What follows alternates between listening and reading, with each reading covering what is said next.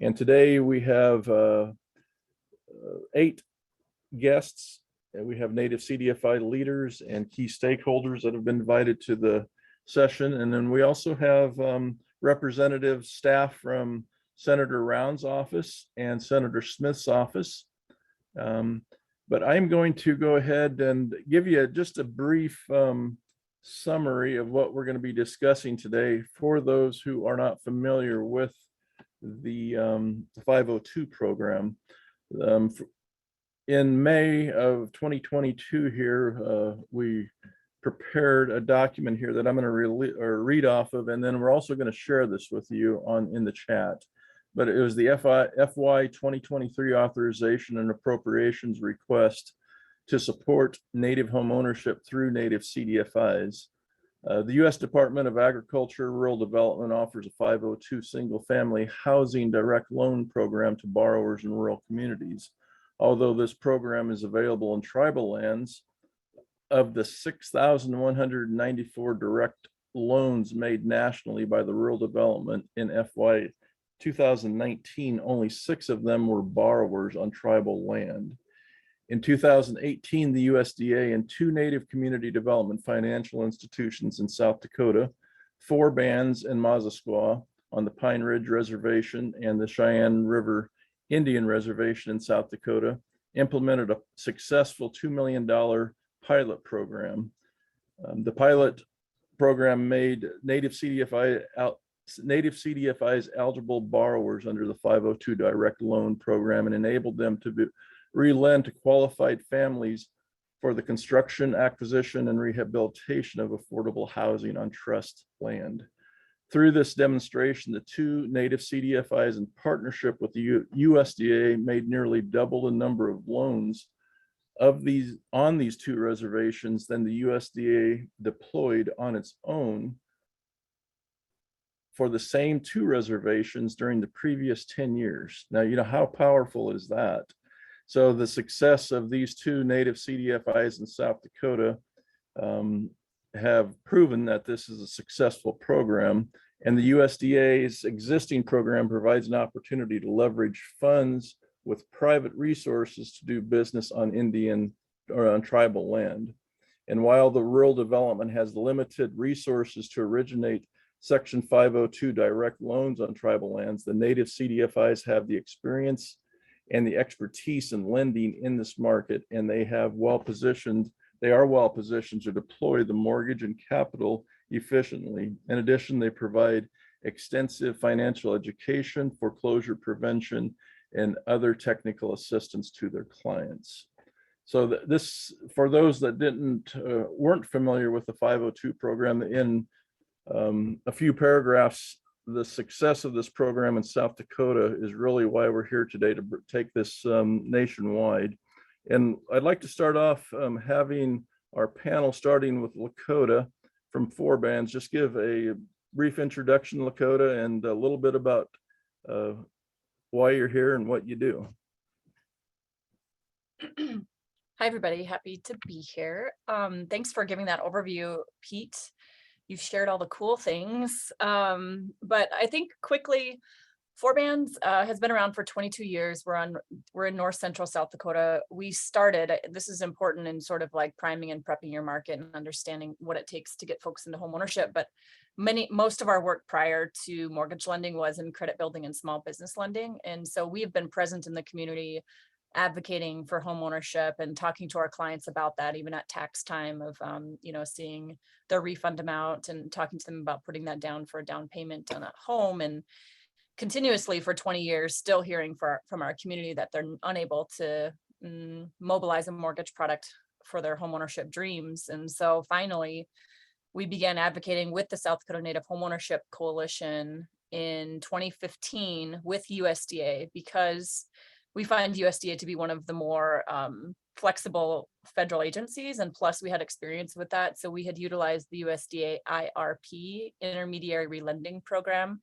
for small business lending, which is a loan set up from USDA to the CDFI to put money into the hands of entrepreneurs, and it's a 30-year term loan to me, which fits perfectly for what home ownership is set up for. So it felt like they had the sort of framework as a federal entity to begin thinking about this on their rural housing services side instead of their rural businesses services side. So we selected that and began advocating, working with our senator at the time, and continue to talk about the need, doing some assessments, partnering with our local TDHE, our tribally designated housing entity, understanding our market, and then launching some home buyer education courses. So all of that to lead up to us finally closing a loan with USDA called an intermediary housing program, the IHP, and accepting an $800,000 loan from USDA. We had to bring $200,000 match to the table.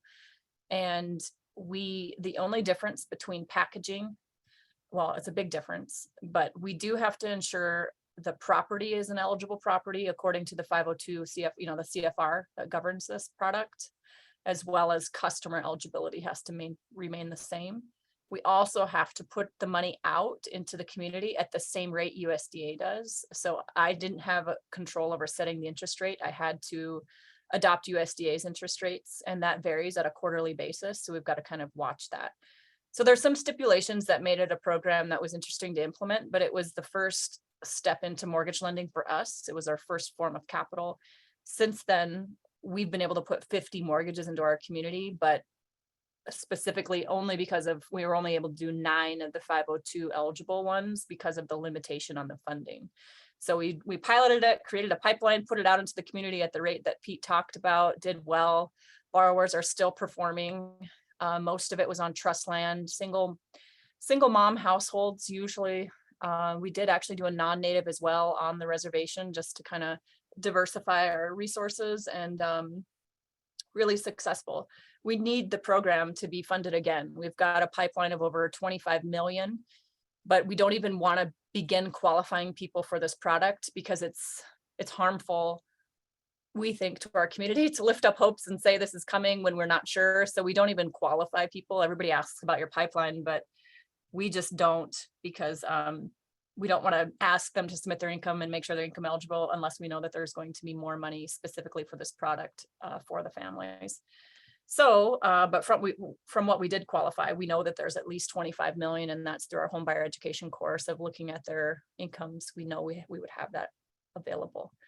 Really great program, really needed. It takes a great, it's a federal entity. It takes their resource and puts it into the hands of our community members, and we're just the conduit for that to happen, because all CDFIs are great with relationships and knowing what our communities need. So just want this to be a model and be replicable across other federal agencies, and happy to have the legislative staff on the call to hear this and see the successful pilot. I won't take up any more time, but I will definitely jump in at the Q&A time if people have questions. Thank you, Lakota. We also have Tanya Plummer on the call today. And Tanya, I spoke with Tanya this morning. She is in Montana, and Tanya is doing a lot of successful things up there in Montana to bring native home ownership to Montana, understanding that she is not part of the pilot program. Her and I were talking about how this is kind of like a puzzle. Every community has a puzzle it's got to put together. And if we can get this thing, nationwide, it would be another resource for Tanya to bring home ownership to her community. So Tanya, if you'd like to say a few words, we welcome you. Sure. Thank you for the invitation to be here. I'm happy to be here with this group here today with the legislative staff. And I'm so proud of our CDFI community. I'm so proud of Lakota and of Mazaska and what they have done to make this such a successful pilot. It's a beautiful story for what Native CDFIs can do, and an incredible model of how we could work more and work better with our federal government. So it's been a great model. We bring a unique perspective in that we're younger organizations. We're not as seasoned as Lakota, in terms of time it has taken to develop the market and do the smaller dollar and consumer lending. And yet we were created specifically to solve the problem of no mechanism for homeownership in Indian country. And so even though we don't have that depth of experience, our call is just as strong. And so we've been doing everything we can to dig into our community, know our markets, read our markets, and spend time building social and emotional infrastructure in our tribal members to offer the financial literacy that's needed, the homeowner education that's needed. But while we have been doing that and building that out, we're really trying to piece together the full ecosystem that's needed to support homeownership for Native communities. It's so much more than just a loan option through one source. It's providing our tribal members multiple options. You know, the bulk of my career has been in mortgage banking, where I could underwrite as a DE underwriter 10 loans a day, and for each family have a plethora of products that might fit their situation and choose which is best for them. We have so limited options available to us within trust lands in our tribal communities, and it's a travesty, really. So our goal has been to work on removing barriers from everything, including housing development. We've signed an MOA with our housing authority and our tribal enterprise, and worked closely with the tribal council to set aside lands for real estate development. They have been faithful in putting their own skin in the game in terms of supporting that development as well. We have 2 competitive IHBG projects that have been successful, and our role as a CDFI is I've got to bring homeowner ready borrowers and options to them to purchase these homes. And so for us, we're really interested in seeing this pilot go national, because it is one excellent option that we can provide to our tribal members. It ideally won't be the only option. We're still working on VA and the other GSEs and things like that to bring multiple options, but this is a fantastic one that really fits tribal communities, and it's an excellent model to get those funds out there. We definitely experienced the hurdles that the South Dakota, our partners in South Dakota, faced, you know, in the years heading up to this work. And we have $2 million allocations into persistent poverty communities in Montana that repeatedly are not getting used. And so we haven't had successful lending in Montana. Same story as South Dakota. And so the second thing that we've been doing beyond our local community is reaching out to the entire state of Montana to develop a Native homeownership coalition. And so we have brought CDFIs from a number of different communities across our state together with housing authorities, and we've really prioritized tribal leader engagement as well, with the intent that we would have a communication mechanism to really reach out throughout the state, and an infrastructure of deployment where we can lean into each other, understand best practices, help with implementation and things like that, so that once this is deployed, it can be really successful right on the ground in Montana. Thank you, Tanya. I always like to throw a curveball into things, and I'm going to call on my good friend from Hawaii and our national policy director for NCN, Robin Danner. Hey, Robin, are you available there? Aloha, good morning. Can you hear me okay, Pete? Chairman? Yep. Well, hello, everybody. Welcome to the Native CDFI Network webinar on this powerful subject. You've already heard from Lakota and Tanya. We have some killer Native CDFI leaders nationally. I just wanted to say, as a member of the board of Native CDFI Network and Pete's policy chair for our national policy, that I wanted to thank you all for the work that you do, Native CDFIs on the ground every day, but also recognizing that while you're doing it, you're doing policy.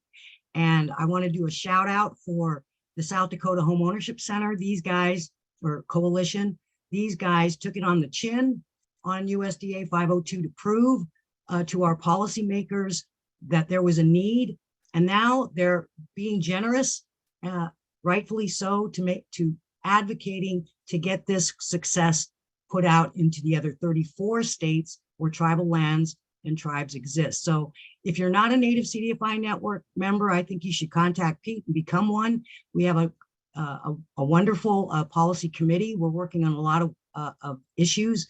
The other thing I want to say is we have to salute Senator Rounds and Senator Smith and the tribal leaders and Native leaders in those 2 states that continue to put time aside, like Lakota does, and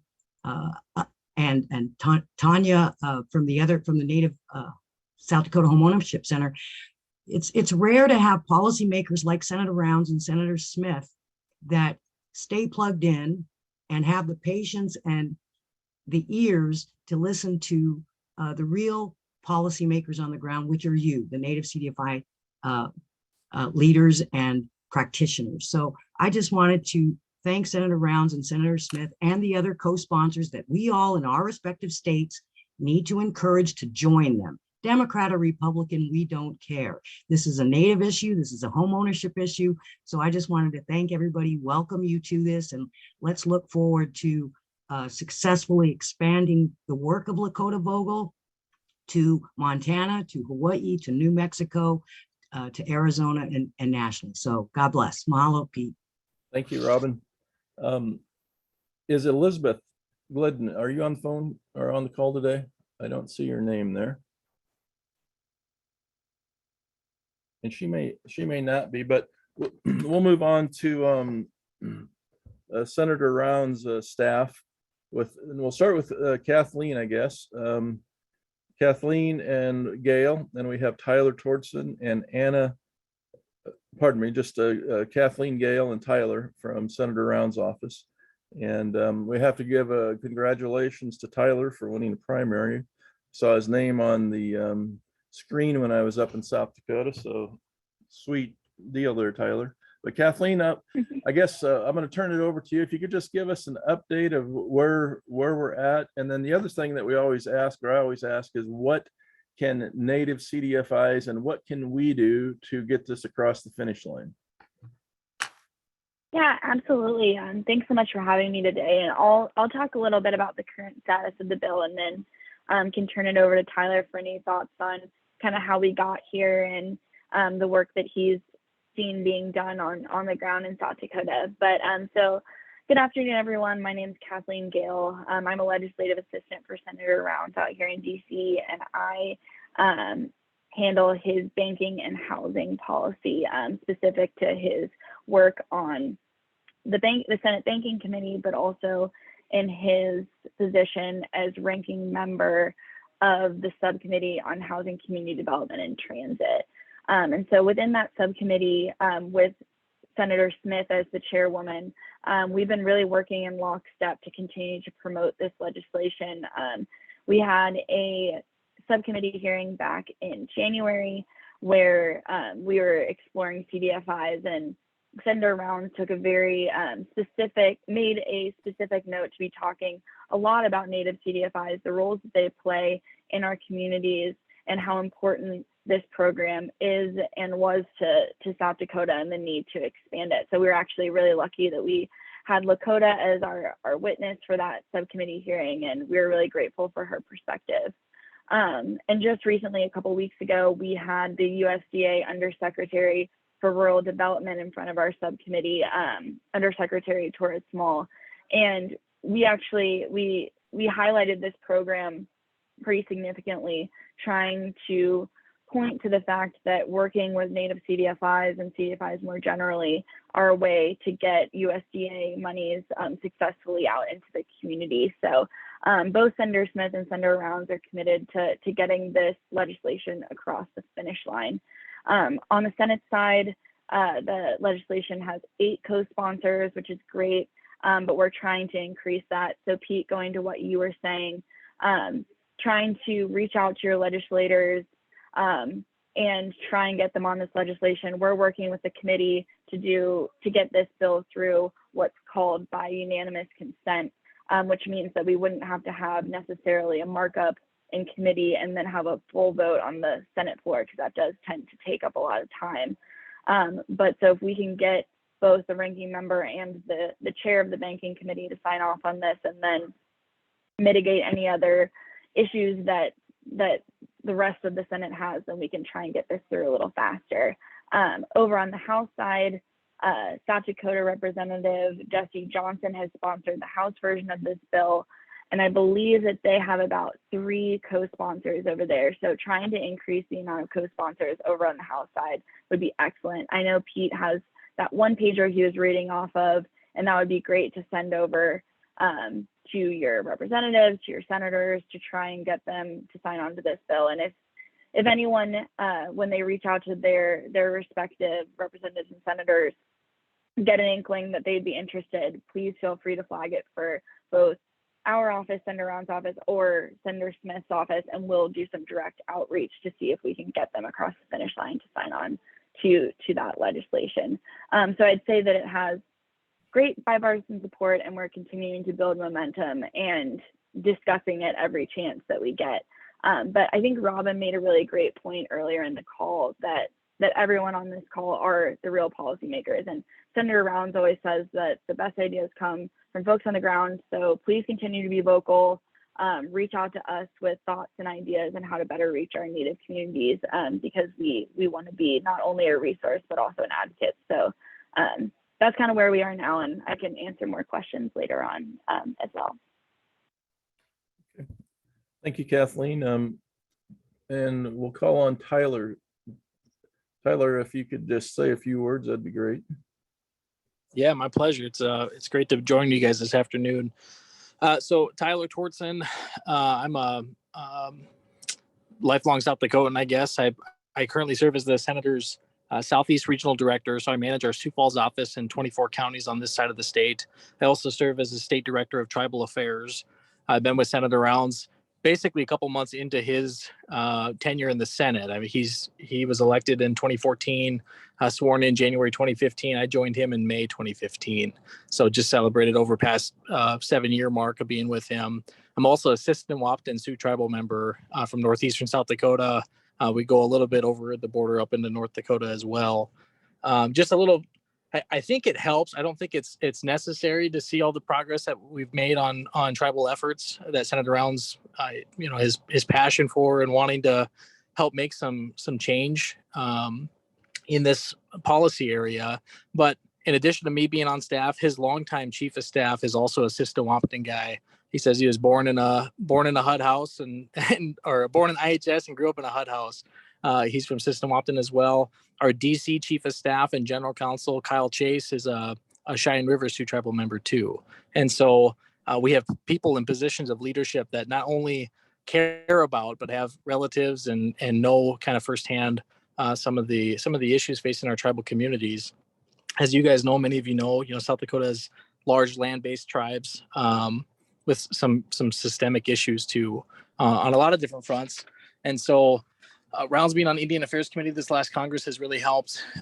Working on the Banking Committee with Senator Smith, I like to tell people that Senator Smith and Senator Rounds are the 1-2 punch on housing issues, and then to have Rounds be on Indian Affairs as well, that really gives us a lot of opportunities, especially this Congress.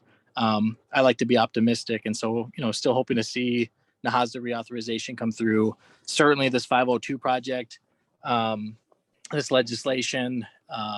We've taken this as a model, and I've learned along the way too from working with the partners and the Native Homeownership Coalition and the CDFIs, folks like Lakota Vogel, Lakota Funds, Mazaska, and our TDHEs as well too. And we're actually working this on the Veterans Committee side, which Rounds also serves on for the Native American Direct Loan Program. And so it's just been really neat to see. Before the call, Pete and I were talking about the Native Homeownership Coalition conference that just occurred in South Dakota about 2 weeks ago, and how many people and different partners from all sorts of different industries, different levels of government, that kind of thing were there.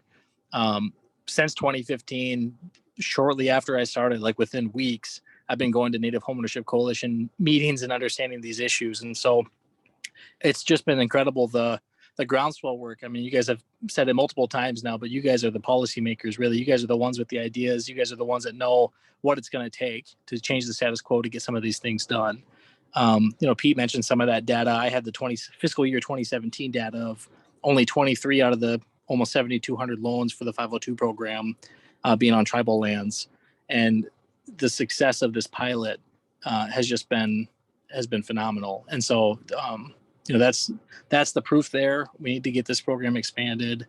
And a lot of it comes down to this engagement. And so I hear a lot of the times in my outreach with tribal communities, they want meaningful consultation with the federal government. I don't think that this would have got done without, having that agency buy-in too. And every agency is a little bit different. But we had like our USDA rural development state director at the time. He was in. If we can avoid legislation and can get them to do it administratively, that's that's usually quicker and easier because then you get that federal agency buy-in. But sometimes it takes legislation too. And so we're not afraid of that challenge, and we're going to continue to work that, for this program and for others too. But again, you guys are really kind of can do so much of the effort, and can really help us, with the co-sponsorships and the advocacy and coming up with new ideas for other programs as well. And so, there's many states that don't have that significant tribal population. So already, you multiply that times 2 in the Senate, and that's how many senators you already kind of lose because it's not on their radar, right? And so part of it is just getting it on their staff's radar and that senator or representative's radar of why this is important and why this is meaningful and why this will make a difference in people's lives.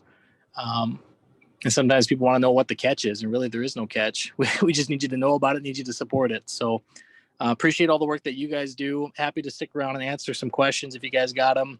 But thank you for all the work that you're doing. You guys are impacting lives in your communities, and we know it.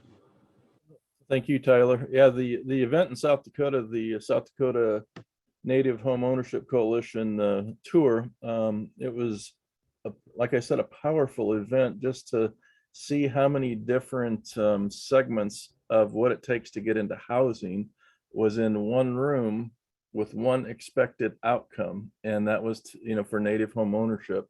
And Tanya had reached out to me and said, you have to attend. So I went, and I'm going to go back again. They believe the next one's in November, but it was very powerful. And getting on to our other speakers here, like Robin had mentioned, this is a bipartisan legislation. So we go across the border to Minnesota to the staff of Senator Smith. And I guess we'll start off with Ben, since I spoke with you yesterday, Ben, and then you can introduce the other staff members that have joined us today.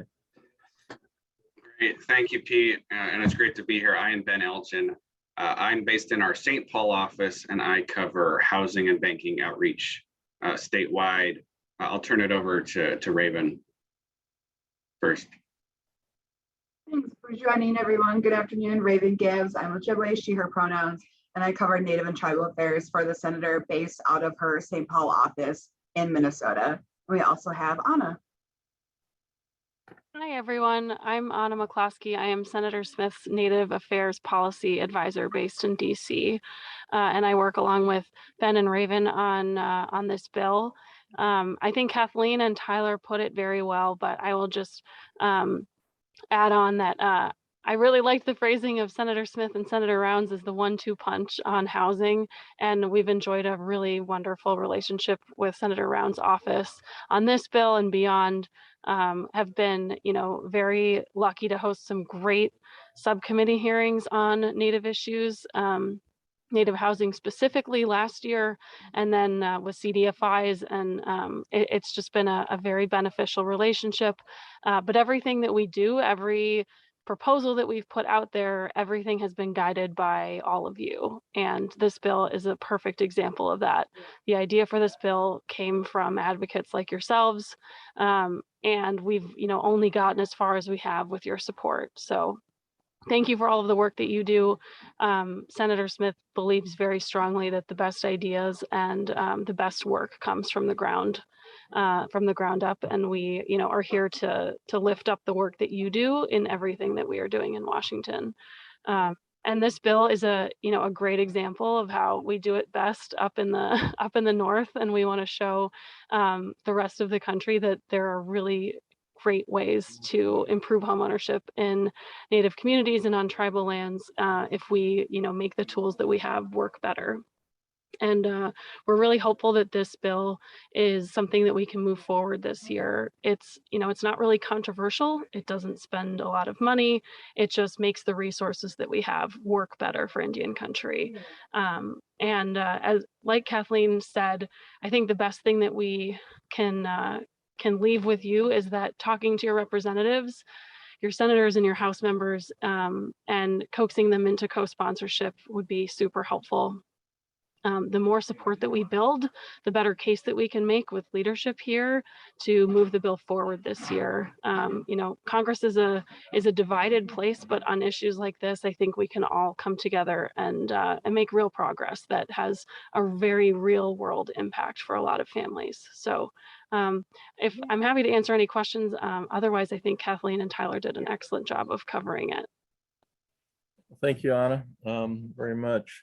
You know, one of the questions that we always have as we meet, and as I've been meeting with the South Dakota group, is you know, from a legislative point of view, where can we gain our most momentum, and when do we need the momentum going? You know, sometimes, you know, like in the summertime, things are a little bit quiet. From your perspective, when do we need that momentum to really gather the troops? From my perspective, I think the sooner the better. The month of July will be a really critical time before Congress breaks for August recess.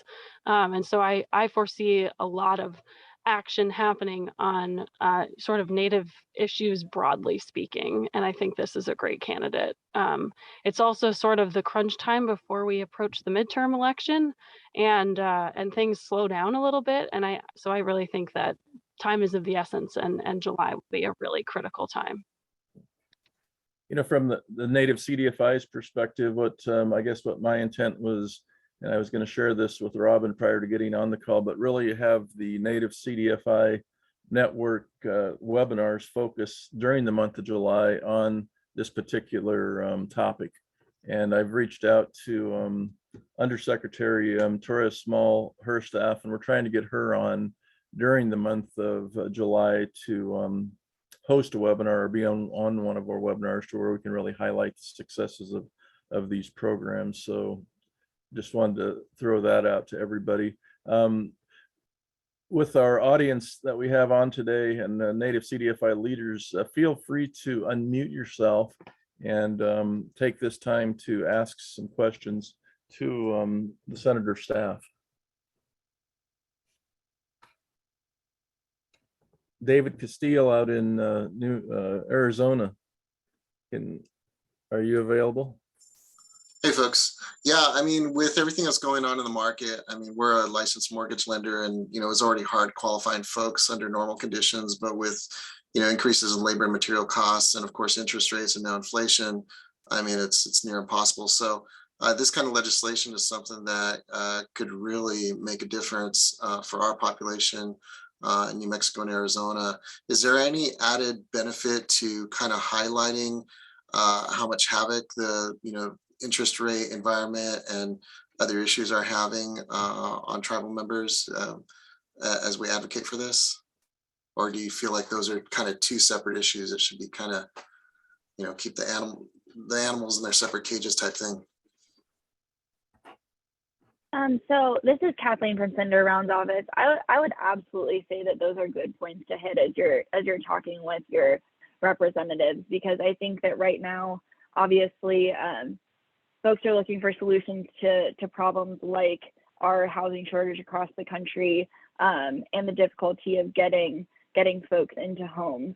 So I think offering bipartisan solutions like this as ways for representatives to show that they're trying to make progress towards a solution is an excellent talking point. Yeah, I think the other talking points for the folks on the line here is that, you know, it's becoming more and more affordable for people to go back home, especially with tribes using the ARPA funds to invest in new infrastructure. And, you know, you can work from home now in a lot of cases. So a lot less barriers for people to kind of go back home than before. And this could be just a tremendous tool to help. So Pete, are you all going to kind of have a list of folks that have signed on to this legislation that we could kind of at a glance check to make sure that we're letting our delegations know, and if they're not on that list? Yeah, we will. Yes, but Dave, also, and to everybody on the call, low amount of effort. You guys are powerful. We are powerful in our states. And so I just think it's not a lot of work to send an email or a basic letter that says, hi, Congressman XYZ from New Mexico. and attach the one pager that Pete will send out to everybody, and just ask them to be a co-sponsor. There's 8 co-sponsors now on the Senate side. There are 3 co-sponsors on the House side, but there's 430 some odd House. So we can do it, just a little bit of work, just make the ask. I think you guys will be pleasantly surprised that your congressional people will be positively responsive. So just make the ask, make a phone call, send them the one pager that'll give them the Senate bill number and that HR 63331. And that, I think that what Anna was saying, if we can do that in the month of July, powerful stuff, guys, that we can do on the ground. But yes, Pete will send out the one pager that gives a summary so that you can provide that to your congressional staff from your state. Powerful stuff. And I'd like to jump in, and Raven, I see you're unmuted as well. Sorry to cut you off there. I think that's a great argument to make is, we're hearing about those affordability issues, inflation issues across the state, particularly in housing. And so if you can connect the two, I think that's a very persuasive argument. Both of our offices, our bosses sit on the banking committee. And so they're interested in housing, they care about housing. But for other offices, other members, that maybe don't sit on a committee involved in housing. Everyone's interested in the economy and inflation. And so connecting the twos, connecting it to this legislation, I think is a great point to make. And I'll add to Robin's point, you said, you want to be plugged in. We want to stay plugged in, reach out to folks who are already sponsoring, thank them for sponsoring and check in. That is also effective. And us being here, this is helpful for us, our office, to hear from you all, and that helps move it forward. So in addition to reaching out to other offices, also reach out to the folks who are already co-sponsored. And then Raven, sorry if you had a point. I just really wanted to double down and really stress, we know that data and stories drive policy. So having those specific anecdotes from your communities is super powerful, not only for advocating, maybe for this piece of legislation, but it allows the congressional office to be able to use that data or that story to highlight in their own work if they, sign on.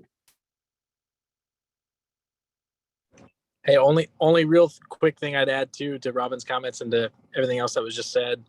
It means a ton to that congressional office to hear from their organization from their state or their constituents, because me sending a note to an Arizona senator isn't going to carry much as a South Dakotan, so as much as hearing from within their state. So thank you guys. And I guess this would be for the staff here of Senator Smith and Senator Rounds. So many times I hear, does it really make a difference? Are reaching out to you through a letter?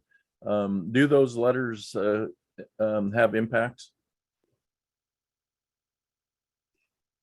Yes, okay, they do. Absolutely. Okay, good. Yeah. We track that. We track the number of calls, what folks are calling about, letters, meetings, any sort of touch point is not insignificant. So I recognize how it can sometimes kind of be a black box, a black hole, and but that is literally our job. All of us staff members here on the call we are the eyes and ears, and so it does make a difference. It does matter to members. Yes, short answer is yes. Okay, good. And this would be a question maybe for Lakota or the staff to tell the group what the mortgage rate at the USDA interest, what is the interest rate?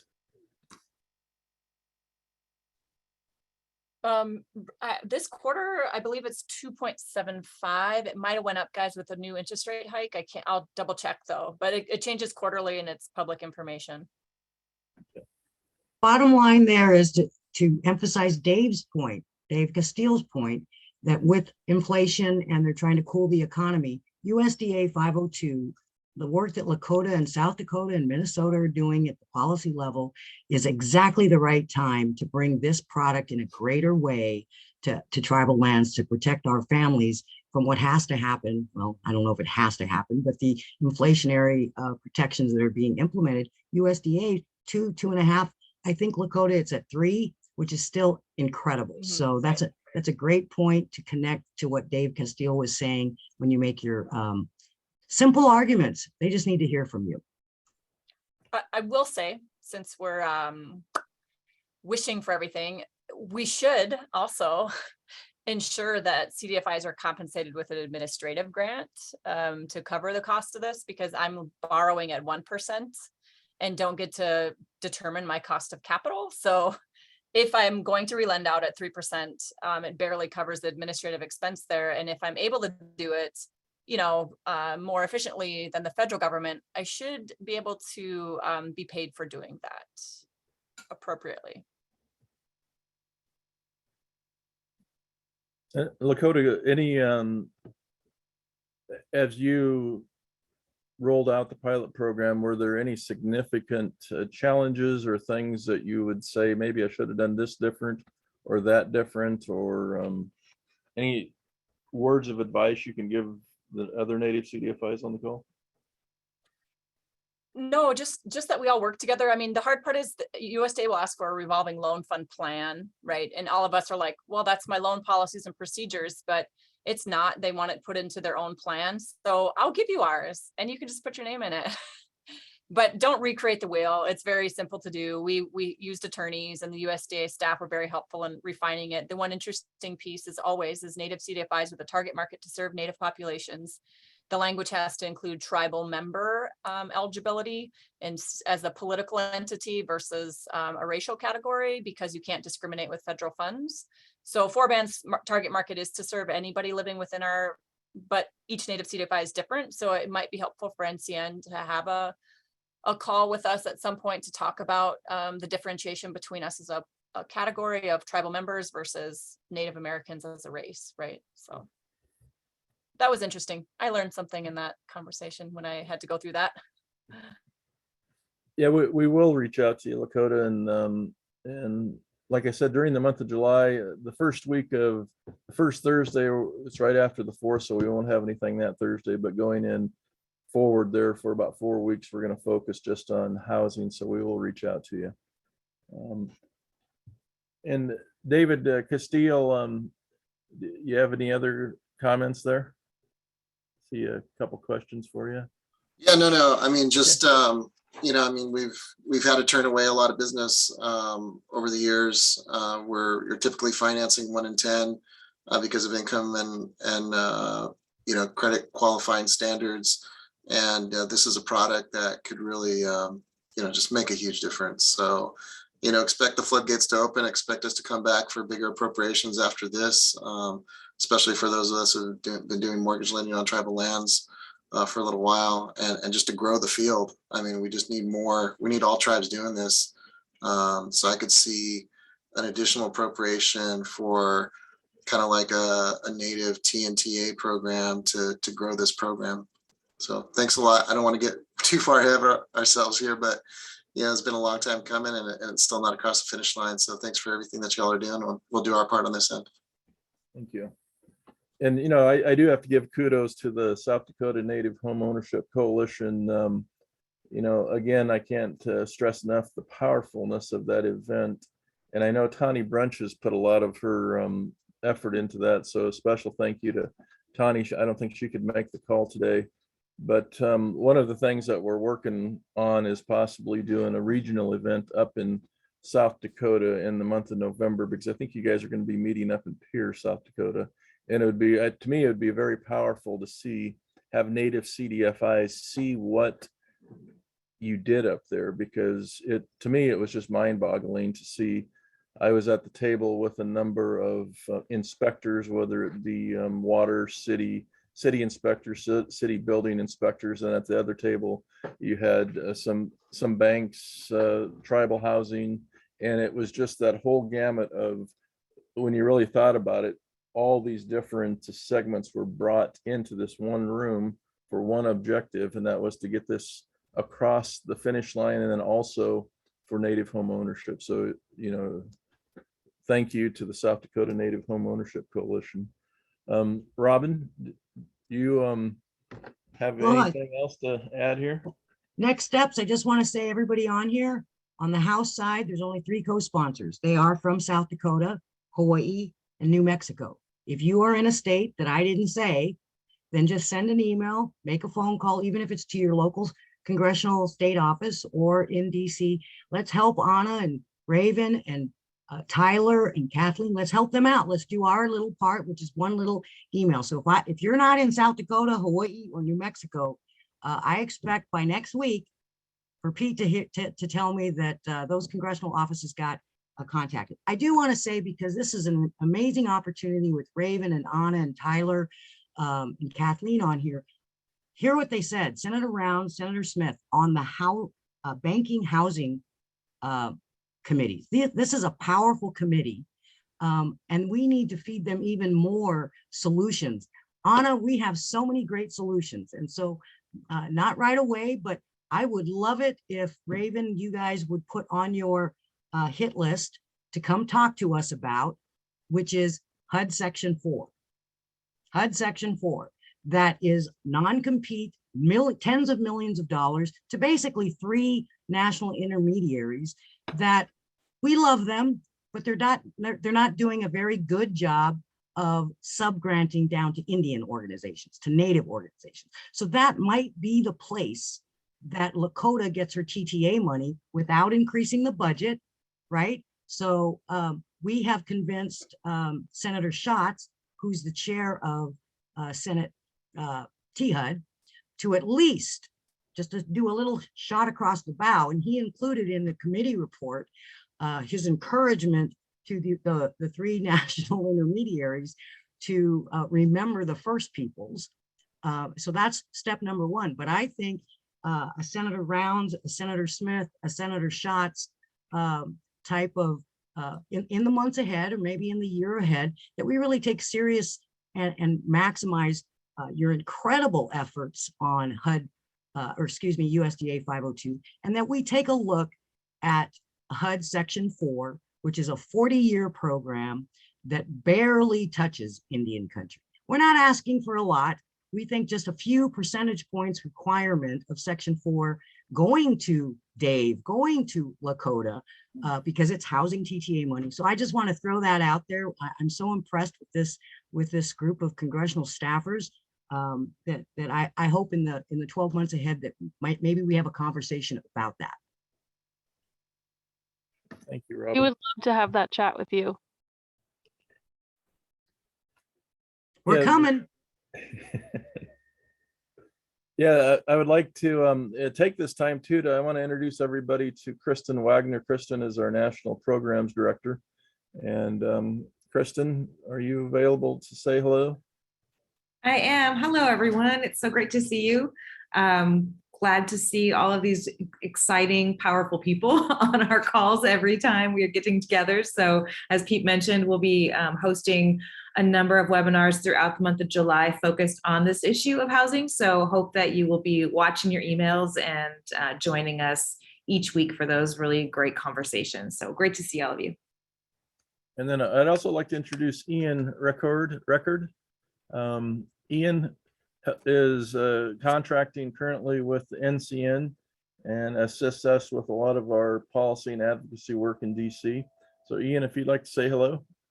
Yeah, good afternoon, good afternoon, everybody. I was sorry I had my camera off. I was actually busy reaching out to some congressional staff that I know, following Robin's orders to try to get some more legislative co-sponsors on this, because it seems like in terms of how effective the program is, that it seems like a slam dunk to expand it and make it permanent. So happy to be with you, everyone. Thank you. And one thing that I'll throw out there, if anyone, what I also hear sometimes is people say, well, I don't know how to exactly draft the letter. I don't know how to do this, how to communicate. Reach out to me, and whether it be through Ian, myself, or Kristen, we'll guide you through the process of contacting your representatives and even assist you in drafting a letter, and maybe that's something that we can throw out there is a draft form to where you can kind of fill in the blanks and just add to it. But I do think that, if we can grow the sign-ons and the support from now until August 1st, like think it might have been Anna or someone had mentioned now is the critical time to get this across the finish line. So the urgency is now until August 1st. So we really need to get the ball rolling. And yeah, David, go ahead and jump in there, and we will be making some more contacts. But David DeCastillo, if you'd like to just maybe summarize what you had mentioned there in your. Oh, yeah, no, I just, as always, I'm just kind of concerned about protocol. I just want to make sure the tribal leadership and TDHE directors are part of the conversation, and we're not blindsiding anybody. I mean, CDFIs are great. We do work that augments the work of tribal governments and TDHEs. Just want to make sure the lines of communication are open. Happy to see that NEIHC is on the letterhead on this thing. And but SWIFA, NUIHA, UNIHA, they're all out there too. And just want to make sure that communication is happening. So appreciate Pete and Ian and everyone over there at NCN, for Kristen for helping us move this along, and whatever we need to do here at the local level, with our regional housing associations, please, I'm happy to do that anytime, and with our intertribals and governors councils. So just let me know. Thanks. Thank you, David. I call on you because you always have a lot of good input. So I'm not putting you on the spot there. Thank you. Yeah, after visiting there with David's text there to me or chat, an icebreaker in our DC event, I think we need to have an acronyms a contest who can like a spelling bee. There's so many of them in Indian country.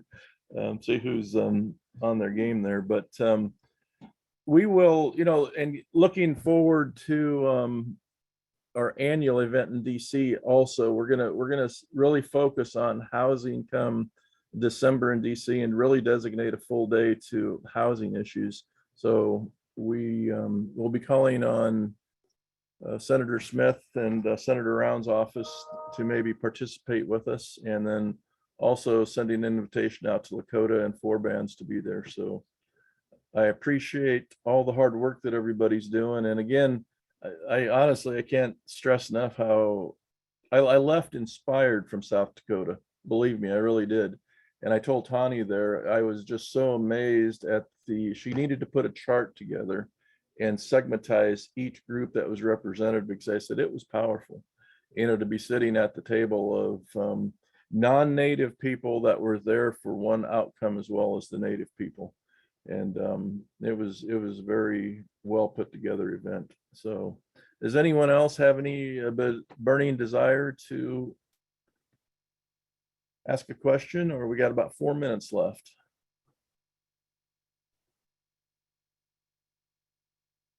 Okay, if not, I want to thank Lakota and Tanya Plummer and Kathleen Gale and Tyler Tordson and Anna McCloskey, Raven Gibbs, and Ben Elgin for participating today.